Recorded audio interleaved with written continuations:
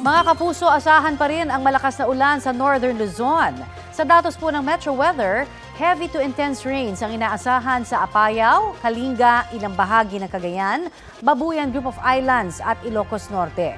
Mahina hanggang katamtamang ulan naman ang mararanasan sa ibang bahagi ng Ilocos Region at Cordillera Administrative Region.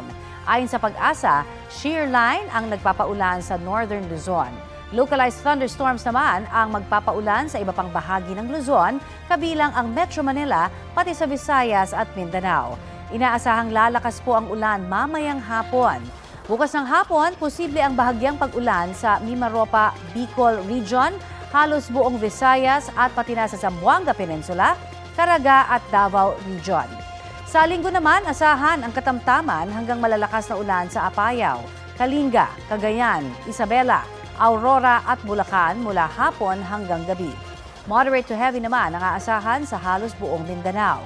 Mag-ingat po dahil posible ang mga baha at landslide dahil sa mga pag-uulan mamaya hanggang sa darating na weekend.